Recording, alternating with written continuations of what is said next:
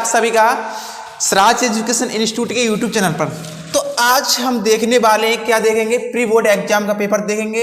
यानी pre board का मतलब ये नहीं है कि आपके एग्जाम में ये क्वेश्चन नहीं आएगा, यहाँ से आपके एग्जाम में कम से कम 5 से 6 क्वेश्चन पूछे जाएंगे। और इस पेपर को आप लोगों ने दिए होंगे, जितने गर्ल्स इंटर कॉलेज में पढ़ रहे हैं बच्चे उन्होंने इस पेपर को दिया होगा। तो आज हम देखते हैं आपने कितना सही पेपर किया है, कितना आपने कर सकते हैं। और मैं आपसे उम्मीद करूंगा आप सभी बच्चों ने बहुत अच्छे तरीके से इस पेपर को सॉल्व किया होगा। तो 2023 अनुक्रमांक जो अपना डाल लेना, नाम चलिए यहाँ पर हम अपना फिल कर लेते हैं। सबसे पहले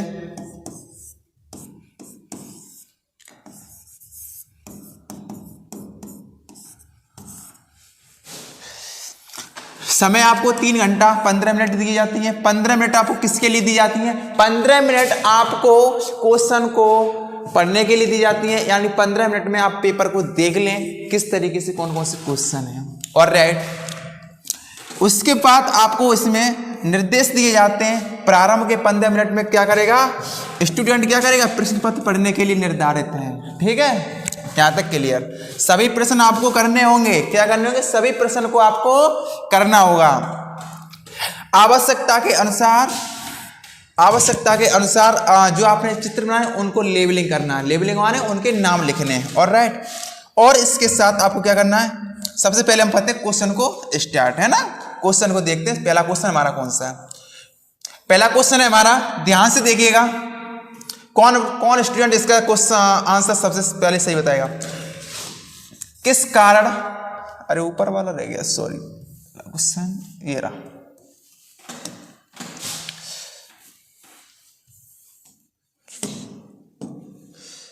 अपरा का कार्य, सबसे पहले हमको ये पता होना चाहिए अपरा आखिर होता क्या है, अपरा कहते किसे, अपरा कहां पर पाया जाता है। सबसे पहले हमको ये पता होना चाहिए, उसके बाद हम इन क्वेश्चन को क्या करेंगे, सॉल्व करेंगे। अपरा का मतलब होता है बेटा प्लेसेंटा, और ये कहां पाया जाता है? मादा यानी फीमेल के गर्भाशय में पाया जाता है। कहां पाया जाता है? गर्भाशय में, यानी यूटेरस में। कहां पाया जाता है? ये यूटेरस में पाया जाता है। एक्चुअली में एक काम क्या करता है, इसका मेन फंक्शन होता है बेबी को क्या देना, न्यूट्रिशन प्रोवाइड कराना, यानी पोषण प्रदान कराना, और एक्सक्रीटरी मटेरियल यानी नाट्रो यानी क्षार को बेबी से कहाँ पहुँचाना है, मदर बॉडी में पहुँचाना होता है। यानी बच्चे से कहाँ पहुँचेगा, मदर की बॉडी में पहुँचेगा। तो प्लेसेंटा के थ्रू जाता है। किसके थ्रू जाता है? प्लेसेंटा के थ्रू जाता है। और ये क्या करेगा, ये उत्सर्जी पदार्थ जैसे अमोनिया और अमोनिया वगैरह वो अमोनिया हो गई आपकी, और नाइट्रोजन क्षार जितने होते हैं वो किसके द्वारा निकलते हैं? प्लेसेंटा के द्वारा निकलते हैं। तो इसमें आपका क्वेश्चन कौन सा सही होगा? भ्रूण को ऑक्सीजन की आपूर्ति करना, भ्रूण को पोषण प्रदान करना, यह भी सही है। भ्रूण के उत्सर्जी पदार्थ का निष्कासन करना, मतलब जो वेस्ट मटेरियल को क्या करना है, बॉडी से बाहर करना है। और इसमें से आंसर दिया है ऑल ऑफ दिस, यानी ये सभी। तो इसमें मैं आपसे उम्मीद करूंगा आप सभी लोगों ने इस क्वेश्चन का आंसर सभी लोगों ने डी पर टिक किया होगा। ठीक, चलिए अब क्या करना, दूसरा क्वेश्चन देख लीजिएगा स्टूडेंट। इसमें किस कारण वर्णद्रव्यता का विकास होता है, यानी कलर ब्लाइंडनेस किससे होती है? कलर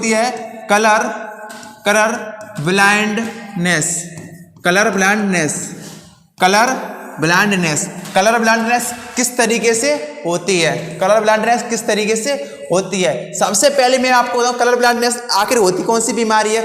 ये एक जेनेटिक डिसऑर्डर है। क्या बेटा, ये है आपका जेनेटिक डिसऑर्डर, यानी आनुवांशिक रोग है। ये क्या है बेटा? आनुवांशिक रोग है। क्या ये आनुवांशिक रोग है?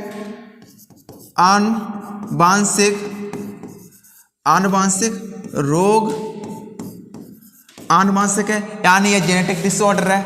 और ये इसमें क्या करता है, ये जिन लोगों में ये रोग होता है तो वे ये लोग क्या करते हैं, हरा एंड लाल कलर कलर में ये क्या नहीं कर पाते, हरे और लाल कलर में ये अंतर नहीं कर पाते हैं। कौन? जिनमें कलर ब्लाइंडनेस ये डिसऑर्डर होता है।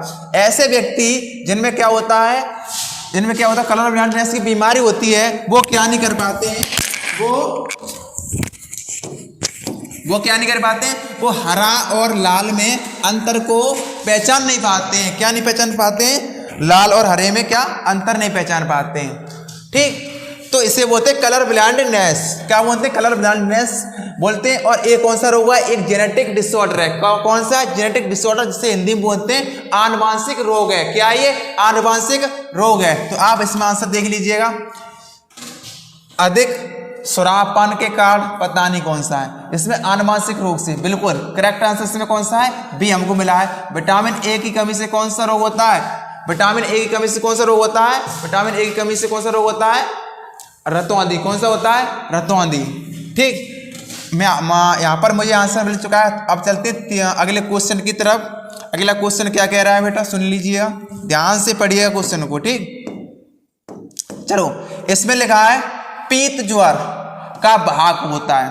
पीत ज्वर का भाग यानी कैरियर का, यानी येलो फीवर को कौन ले जाता है? सबसे पहले आपको यह पता होना चाहिए पीत ज्वर आखिर होता किससे? ये होता है वायरस से। किससे होता है? पीत ज्वर किससे होता है? एक वायरस से होता है, जिसे हम जॉइंटस बोलते हैं। क्या बोलते हैं? जॉइंटस बोलते हैं। और इससे एक्चुअली में इससे होता क्या है? बॉडी पीली पड़ने लगती है। कैसी पड़ने लगती है? बॉडी कैसे होने लगती है? बॉडी पीली पड़ने लगती है, जिससे आंखें पीली दिखाई देने लगती हैं और लीवर भी पीला होने लगता है। क्या होने लगता है? लीवर पीला होने लगता है, क्योंकि इसमें वायरस अटैक कर जाता है लीवर पर। क्या कर देता है? वायरस अटैक कर जाता है। अब यहाँ पर दिया एनाफिलीज। एनाफिलीज किसका भाग करती है? ये करती है किसका? प्लाज्मोडियम का। किसका? प्लाज्मोडियम। प्लाज्मोडियम से कौन सा होता है? मलेरिया। तो मलेरिया का भाग कौन है? मलेरिया का भाग कौन है? मलेरिया का भाग है एनाफिलीज। कौन है? एनाफिलीज। और आपको जब डेंगू होता है, कौन होता है? डेंगू। ठीक, जब आपको डेंगू होता है तो कौन से मच्छर से होता है? वो क्यूलेक्स से होता है। ये यहाँ पर क्यूलेक्स को ले जाता है। क्या लेता है? क्यूलेक्स के थ्रू कौन सा रोग होता है? डेंगू होता है, जिससे हमारी प्लेटें, number of platelets is count is down. कैसे जाती हैं? प्लेटलेट से कैसे जाती है? कम हो जाती हैं। और एडिस से क्या होता है? एडिस से होता है हमारा येलो फीवर, यानी पीत ज्वर। यानी पीत ज्वर को ले जाने का, पीत ज्वर में जो वायरस को ले जाने का काम करता है, कौन करता है? वो एडिज मॉस्किटो करता है। कौन करता है? एडिज मॉस्किटो करता है। और यहाँ पर दिया मस्का। मस्का का मतलब होता है हाउस फ्लाई। क्या होता है? हाउस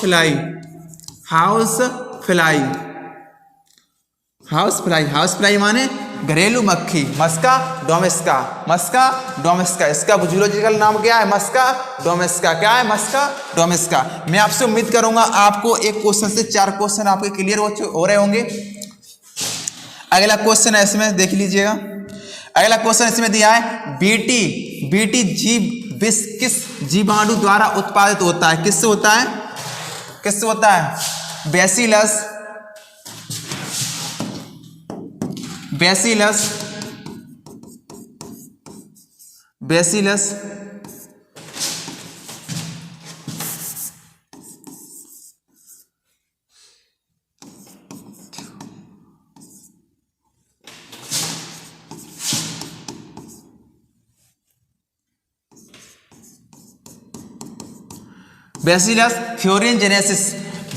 थ्योरिनजेनेसिस एक जीवाणु होता है। क्या होता है? जीवाणु द्वारा कौन सा होता है? बीटी विष प्राप्त होता है। इससे क्या होता है? बीटी विष, यहाँ से एक प्रोटीन प्राप्त होती है। क्या प्राप्त होती है बेटा? प्रोटीन प्राप्त होती है। क्या चीज प्राप्त होती है? प्रोटीन प्राप्त होती है, जो इनएक्टिव फॉर्म में प्राप्त होती है, जिसे बोलते हैं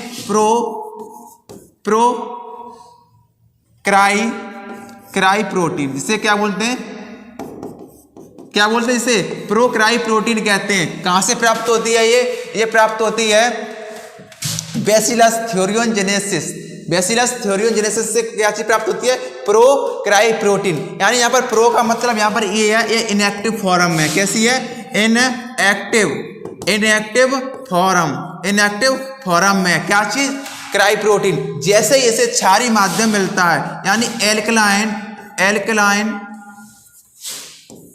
जैसे ही इसको एल्कलाइन माध्यम मिलता है उसी प्रकार ये क्या होता है एक्टिव हो जाती है। कैसे हो जाती है? एक्टिव हो जाती है। और एक्टिव होने के बाद जब एक्टिव हो जाती है तब इसमें क्या होता है, एक जैसे जीवाणु जो बीटी कॉटन होता है, बीटी कॉटन क्या चीज, बीटी कॉटन पर जो कीड़ा होता है, कौन होता है? कीड़ा। तो वैसे ही उसे कीड़े वैसे क्या उसमें क्या होने लगता है, ये कीड़े को मारने लगती है, यानी उसके पेट में छिद्र करने लगती है। कौन करते हैं? Cry protein. Cry protein active कब होती है? एल्कलाइन माध्यम में, यानी क्षारीय माध्यम में कैसे हो जाती है? ये एक्टिव हो जाती है।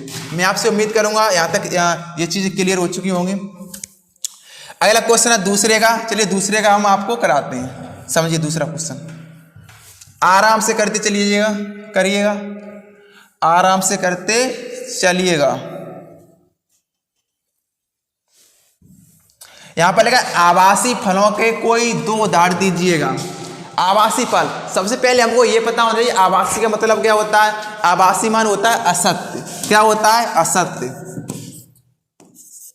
असत्य, असत्य फल। क्या मतलब होता है? असत्य फल। क्या मतलब होता है? असत्य फल। आवासीय माने असत्य फल, आवासीय माने असत्य फल, यानी फॉल्स फ्रूट। इंग्लिश में कैसे बोलो है? False fruit. क्या बोलो है? फॉल्स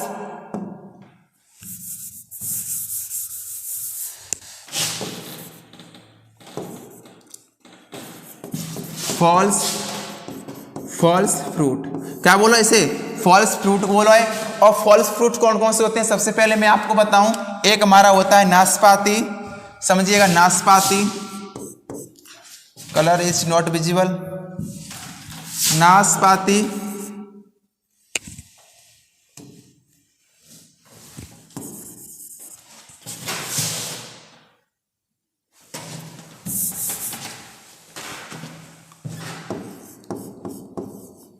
नाशपाती कैसा फल है? आवासीय फल है।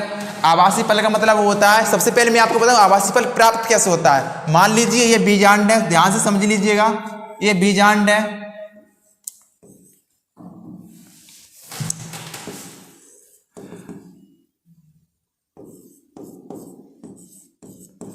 ये बीजांड है।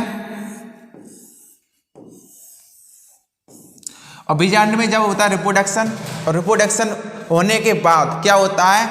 रिप्रोडक्शन होने के बाद इस पर लगे होते हैं बाहर क्या लगे होते हैं? पेटल और सेपल। सेपल और पेटल लगे होते हैं। जब फ्रूट बनते समय पेटल या सेपल का जब यूज होता है तब उससे बने फल को क्या बोलते हैं? आवासीय फल या फॉल्स फ्रूट कहते हैं। जैसे आपका सेब भी हो जाता है, इसमें क्या होता है? सेब, नाशपाती, देखते हैं आप, नाशपाती, स्ट्रॉबेरी और आपका और क्या हो जाता है? नाशपाती, सेब, स्ट्रॉबेरी, शहतूत। क्या? शहतूत, ये क्या चीज है? ये असत्य फल है। कैसे? असत्य फल है। कैसे फल है? ये असत्य फल है। मैं आपसे उम्मीद करूंगा यहां तक सारे पॉइंट आप सभी को क्लियर होंगे। ठीक, अब आपको क्या करना है, अगला क्वेश्चन हमारा कौन सा है? इसमें डीऑक्सी राइबो शर्करा की आणविक संरचना बनाई। मैंने बार बार आपको ये चीज़ सिखाई थी, मैंने आपसे बार बार बहुत अच्छी तरीके से समझाई थी। आणविक संरचना कैसे बनाओगे? सबसे पहले एक पेंटोज शुगर लोगे और एक इसे बहुत अच्छी तरीके से इमोजी टाइप में इसे बनाओगे। ठीक,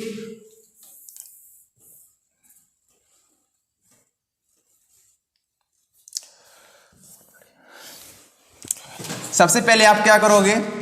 पेन लोगे। पेन लेने के बाद सबसे पहले यहाँ पर एक ड्रॉ करोगे। क्या चीज ड्रॉ करोगे? इस तरीके से आप ड्रॉ करोगे। ठीक, इस करने के बाद इस तरीके से आप इसे ड्रॉ कर लोगे। पेंटोज शुगर बनाओगे या नहीं बनाओगे? यहाँ पर क्या बनाओगे? पेंटोज शुगर बनाओगे।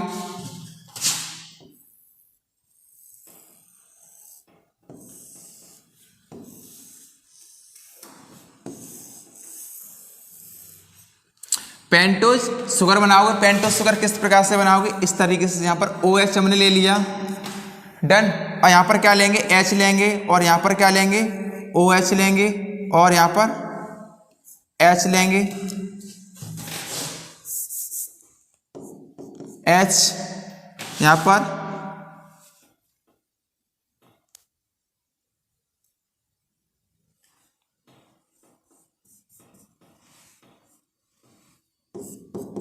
H OH H CH2 यहाँ पर OH, इतना ले लोगे आप। अब इसके बाद आप क्या करोगे, इसे इस्तेमाल करा दोगे और इससे कहोगे चल पेंटोस शुगर बन जा। अब ये पेंटोस शुगर बन गई, ये किसकी है, डीऑक्सी राइबो शर्करा। ये कौन सी है, डीऑक्सी राइबोस शर्करा, डीऑक्सी राइबोस शर्करा बन के तैयार हो गई। अगर इसको राइबोस शर्करा बनानी होगी तो हम क्या करेंगे, यहाँ पर OH लगा देंगे। तो हमको क्या पूछी थी, हमको यहाँ पर पूछा गया था, क्या पूछा गया था, राइबोस शर्करा। मैं आपसे उम्मीद करूंगा ये क्वेश्चन आपको क्लियर हो चुका होगा। यस और नॉट, ये क्वेश्चन आपको समझ में आया या नहीं, कमेंट करके जल्दी से जल्दी बताइएगा। अब क्या करोगे, शर्करा की आडू संरचना बनाइए, बना दे। अब से निकोटीन क्या है, एक किस पौधे में पाई जाती है।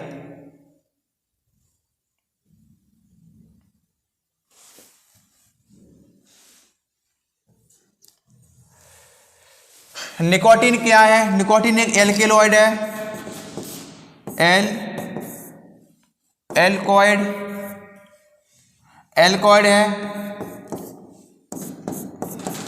पाई कहाँ जाते हैं निकोटीन तम्बाकू में पाई जाएगी। कहाँ पाई जाएगी, तम्बाकू में। कहाँ पाई जाएगी, तम्बाकू में पाई जाएगी।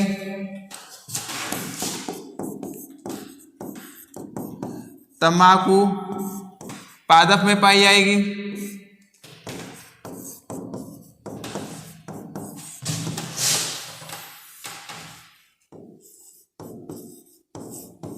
तम्बाकू पादप में पाई जाएगी। और कहाँ पाई जाएगी, ये हमें टी प्लांट में भी मिलेगी, टी प्लांट में भी मिलती है,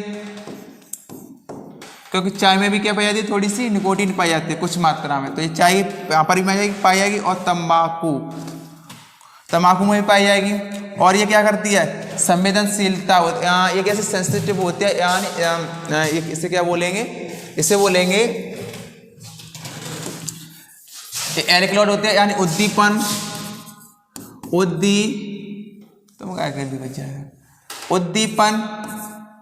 का कार्य करती है। क्या करते हैं, उद्दीपन का कार्य करते हैं। जब हम निकोटीन ले लेते हैं तो हमें क्या करती है, तो ये टेंशन से मुक्त कराती है कुछ हद तक। ठीक है, मैं आपसे उम्मीद करूंगा ये क्वेश्चन आपका क्लियर हो चुका होगा। बाह्य डीएनए और संभाग डीएनए के मिश्रण से बनने वाले डीएनए को क्या बोलते हैं, इसे, कौन सा डीएनए, इसमें भाग डीएनए और संभाग डीएनए है ना। चलिए सबसे पहले इधर समझिएगा, हमने एक सेल ली, एक बैक्टीरिया सेल ली, जीवाणु सेल ली। जीवाणु सेल में एक एक्स्ट्रा अंजिका पाया जाता है, एक गुणसूत्रीय क्रोमोसोम है, गुणसूत्रीय जीन है, जीन या डीएनए लिख दो, दिमाग खराब हो गया, सही करो। डीएनए प्लाज्मिड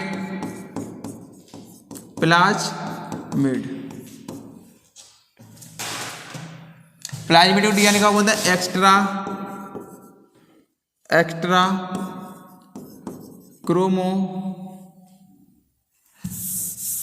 एक्स्ट्रा डीएनए बोलते हैं, एक्स्ट्रा डीएनए।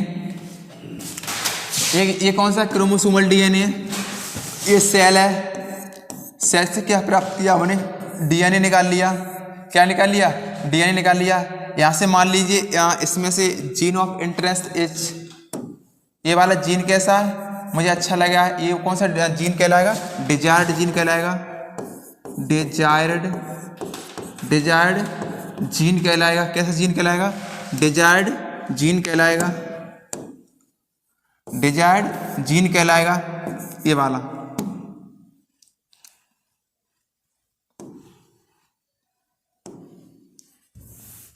ये कैसा डिजायर्ड जीन है, यहां से हमने सेल निकाल लिया। ये क्या ले लिया, प्लाज्मिड ले लिया।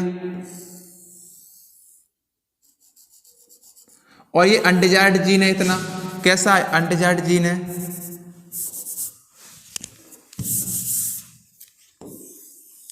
मान लीजिए यहां से हमको कट करना है, ये कौन सा है, अनडिजायर्ड,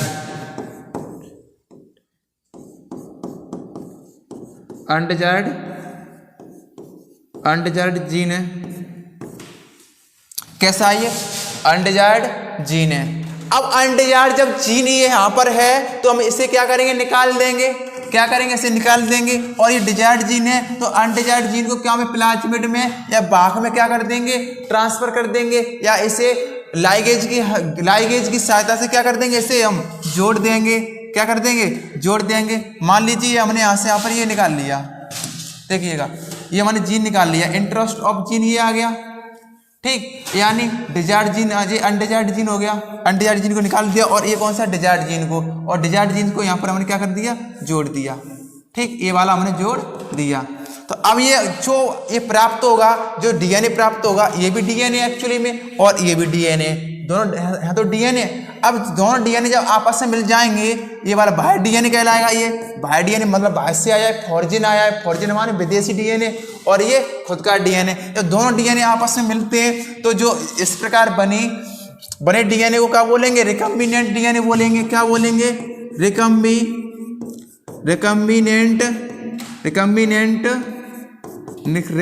डीएनए बोलेंगे। और रिकम्बिनेंट डीएनए को हम क्या बोलते हैं, पुनर्योगज डीएनए बोलते हैं।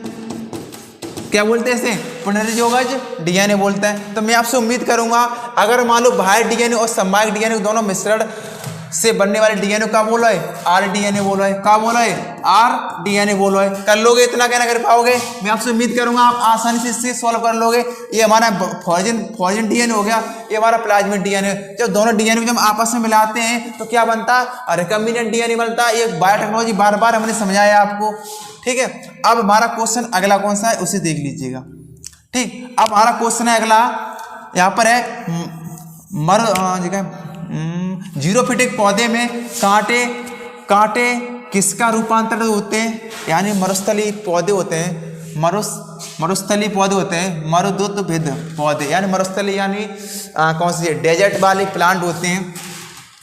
तो इनमें जो कांटे का किसका रूपांतरण होता है, आपने नागफली देखी होगी, नागफली क्या देखी होगी बेटा, नागफली देखी होगी। तो वो पत्ते होते हैं और वहां पर कांटे निकल आते हैं। तो ये किसका रूपांतर होते हैं, वो लीफ के होते हैं, यानी पत्तियों का। कहाँ किसके होते हैं, पत्तियों का। किसका होते हैं, पत्तियों का। ये चीज कहाँ पर देखने को मिलती है, ये डेजर्ट में मिलती है। कहाँ पर मिलती है, ये सारी चीजें कहाँ मिलती है, डेजर्ट में मिलती हैं। और राइट, अब चलते आगे दूसरे क्वेश्चन की तरफ हम मूव होते हैं ना। चलो अगला क्वेश्चन देखते हैं।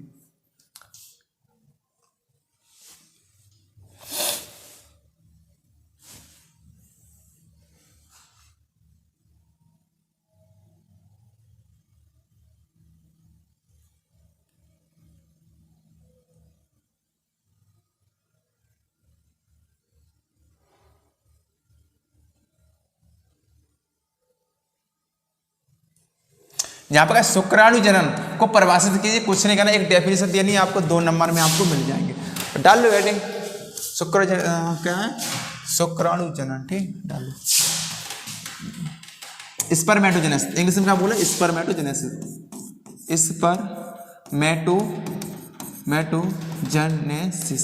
स्पर्मेटोजेनेसिस लगा लो। स्पर्मेटोजेनेसिस में क्या होता है, मान लो शुक्राणु से किससे, शुक्राणु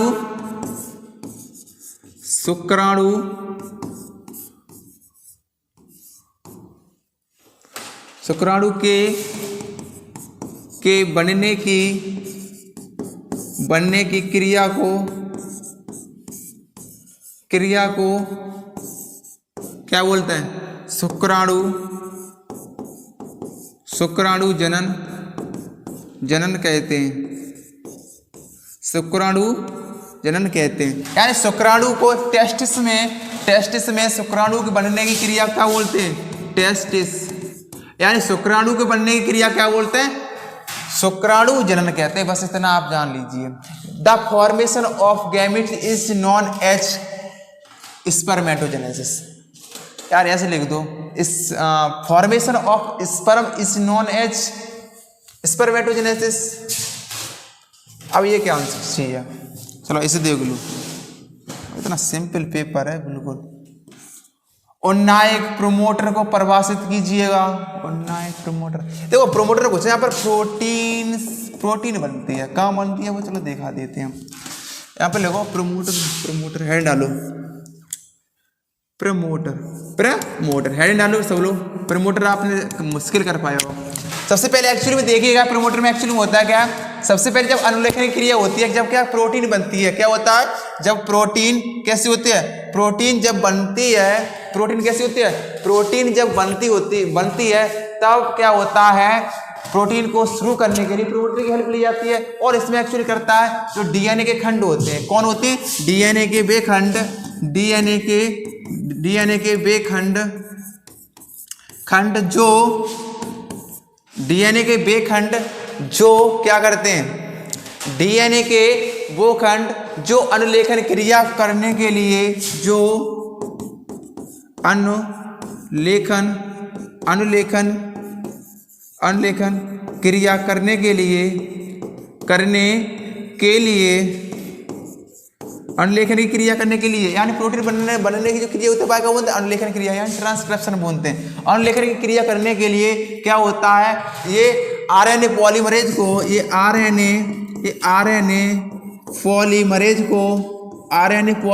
को क्या रखते हैं? बांधे रखते हैं। बांधने का कार्य करते हैं। यानी डीएनए के वे खंड जो अनुलेखन क्रिया करने के लिए आरएनए पॉलीमरेज को बांधे रखते हैं। तो इसे क्या बोलते हैं? प्रमोटर कहते हैं। Definition is clear. क्या हो गई? क्लियर हो चुकी। मान लो ये प्रोटीन बन रही है, जहां आपका प्रमोटर लगा है पी, जहां पर अनुलेखन की क्रिया हो रही है। क्या हो रही है? अनुलेखन की क्रिया। इसे क्या करेगा? आरएनए पॉलीमरेज जहां पर पाया जाएगा और इसे ये कमांड देगा ही नहीं, इसे क्या बांध के रखेगा प्रोटीन, जिससे कितनी बनानी है वो उसके अकॉर्डिंग चलेगी। तो it process is known as promoter. बस कुछ नहीं है इसमें। अरे यार तुम भी कछु ना हो, करो यार। बायोपायरेसी, अरे बायोपायरेसी डाल लो यार। बायोपायरेसी क्या होता है?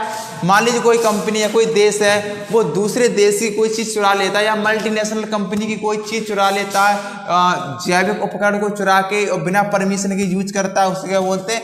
बायोपायरेसी बोलते हैं। बायोपायरेसी ये हमने बार कराया था, ये क्वेश्चन देख लेना, ठीक है। क्लोनिंग से आप क्या समझते हैं? क्लोनिंग एक से अधिक जब कॉपी बनती है, जब बैक्टीरियल सेल होती है, तब इससे बहुत सारे इसमें मल्टीप्लिकेशन होते हैं, यानी दो गुणन होते हैं, तो इसे क्या बोलते हैं?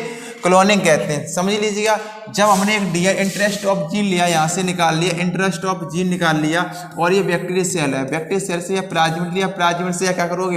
यहाँ निकाल लोगे, यहाँ से निकालने के बाद इसमें क्या करा दोगे? आरडीएनए बन के तैयार हो गया। आरडीएनए बनने के तैयार, इसे क्या करोगे? बैक्टीरियल सेल में इंजेक्ट करा दोगे।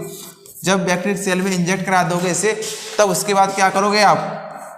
ये एक सेल से कितनी सेल बनेंगी? 2 बनेंगी। 2 से क्या बनोगी? 4 बनेगी। क्या बनेगी? 4 बनेगी। सॉरी। अब इस प्रकार से 1 से 2, 2 से 3, 2 से 4, इस प्रकार से एक सेल बनती चली जाती है। इसी को बोलते हैं क्लोनिंग। क्या बोलते हैं? क्लोनिंग बोलते हैं। अब देख लो भ्रूण कोश और भ्रूण कोश में अंतर क्या है?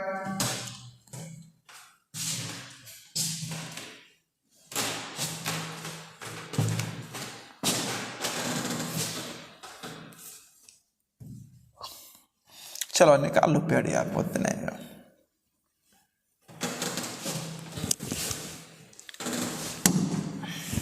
निकाल लो भ्रूण कोश और डालो भ्रूण कोश। भ्रूण कोश समझिएगा, सबसे पहले जाता हूँ।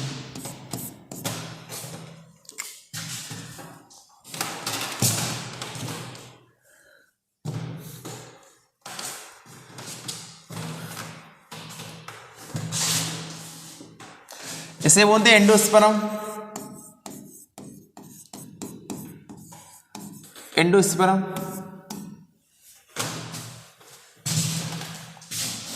और इसे बोलते हैं एम्ब्रियो सैक। एम्ब्रियो सैक क्या बोलते हैं इसे? इसे बोलते हैं बेटा एम्ब्रियो सैक। अब ये निषेचन के बाद बनता है। ये कहाँ बनता है? निषेचन के बाद बनता है, के बाद बनता है। निषेचन के बाद कौन बनता है? निषेचन के बाद बनता है ब्रूड पोष बनता है। कौन बनता है? ब्रूड पोष बनता है। कौन बनता है? ब्रूड पोष कब बनता है? निषेचन के बाद बनता है। कब बनता है? निषेचन के बाद। कौन बनता है? ब्रूड पोष। और ये निषेचन से पूर्व बनता है। कहाँ बनता है? निषेचन से पूर्व बनता है। निषेचन से पहले बनता है। कौन बनता है? निषेचन से पहले। निषेचन से पहले ब्रूड कोष यानी एम्ब्रियो सैक। ठीक है, यहां तक पॉइंट क्लियर। दूसरा पॉइंट लिख लीजिएगा, ये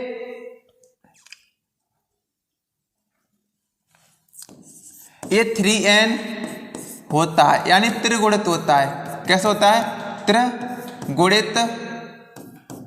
त्रिगुणित होता है। ये कैसा होता है? ये कैसा होगा? ये डिप्लॉयड होगा। कैसा होगा?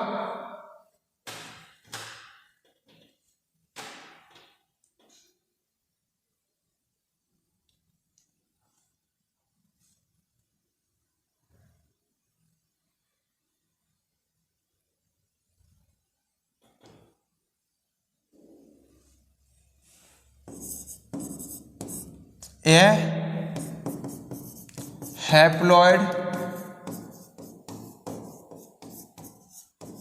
हैप्लॉयड होता है यानी एन होता है। ठीक है, अगला पॉइंट लिख लीजिएगा।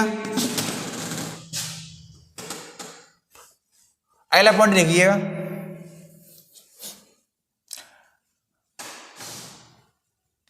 ये ब्रूड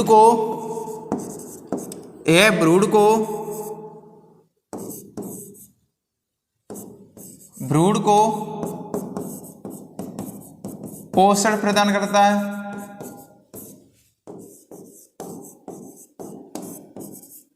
ब्रूड को क्या करता है? पोषण प्रदान करता है। और ये क्या करता है?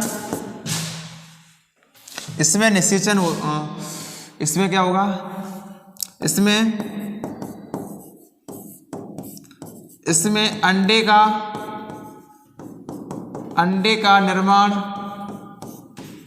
का निर्माण किसमें होता है? ब्रूड पोष में होता है। कहाँ मिलता है? आपने गेहूं देखा होगा, मक्का देखी होगी, क्या है? ब्रूड पोष है। और ये एंजियोस्पर्म में जितने फ्लावर प्लांट होते हैं उसमें ये देखने को मिलते हैं। और राइट, जनरली इसे ब्रूड पोष को मोनोकॉट में देखा जा सकता है। किसमें देखा जा सकता है?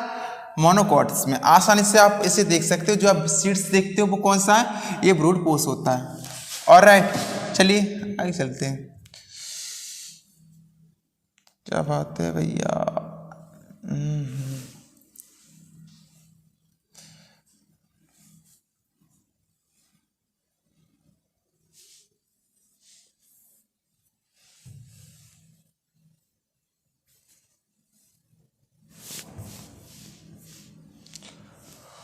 नींद आ रही है भैया, क्या किया जाए? क्लोनिंग हो गई, जीन पे क्या सोचते पे? जीन आप कर लोगे, थायमिस्क्लेन कर लोगे, कल करेंगे। अब थोड़ा कितना लगो, बस पुनर्योजी तकनीक से इंसुलिन उत्पादन कैसे किया जाता है सब बता देंगे यार। बायोतमल से क्या समझते हैं आप? बायोतमल उपचार से विभिन्न चढ़ कर दिए बेंडले की पृथक्करण का नियम कहते हैं। गर्भ निरोधक पर टिप्पणी लिखी। गर्भ निरोधक किसे कहते हैं? स्त्रियों का प्रयोग किस प्रकार से? भारत में वन्य जीवों का एक लेख लिखिए, ऐसा समझाइए, वर्णन कीजिए। पीढ़ी एकांतर क्या है? अनावृत बीजों में समझाइए। मृदा परिक्षिप्त क्या है? एंटीबायोटिक प्रतिजैविक से आप क्या समझते हैं? एंटीबायोटिक के नाम चारगा अंडाशय की अनुप्रस्थ काट, बार बार हम बताते रहते हैं। वन्यजीव क्या है, इसके विनाश के दो मुख काट लेंगे। अंतरजातीय स्पर्धा पर से जब त्रिलोडी ऐसे 4 सेल बताइए जहाँ पर पौधे रूपांतर करना लाभकारी होते हैं जीवन। चलिए अगले कराते हैं, अगले टाइम हो रहा है बहुत है ना।